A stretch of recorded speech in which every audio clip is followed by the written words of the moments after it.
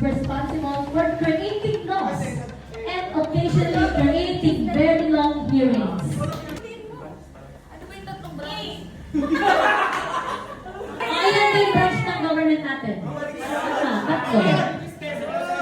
Gago ba rin yun? Up.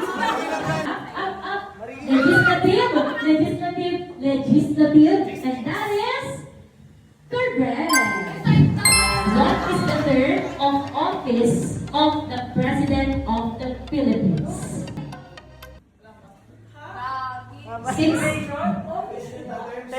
Term of office. Term na eh. Sila lang. Okay. Wala. Sila lang ang iba ng sagot. Okay? The correct answer is, of course, 6 years.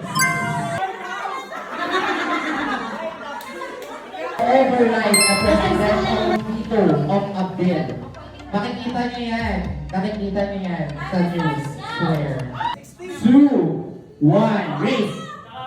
Ano yan? Majority. 2/3? 14? 14? Currently, we have 323 seats in the House of Representatives. That includes party lists, other than congressional districts. Ilan doon yung kaya mag-veto? Veto is parang mag-against sa decision ng President. The correct answer is 2/3. 2/3. Okay? 2/3. I am working in which house? Dalawa yun. House. Hindi yung main name. Which house? Which house? I am currently working. 4, 3, 2, 1, up! House of Representatives. Hindi natin. Wala namang sagot. Mali! Ano sabi niya? Patingin. Blue Ribbon Committee.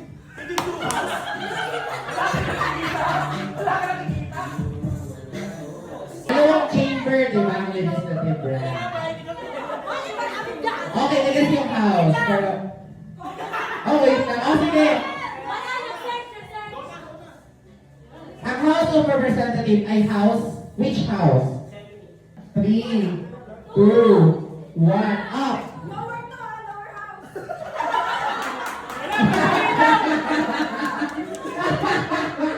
Okay. Ang House of Representatives ay lower house. Yun yung nahanap ng word. Tama sila.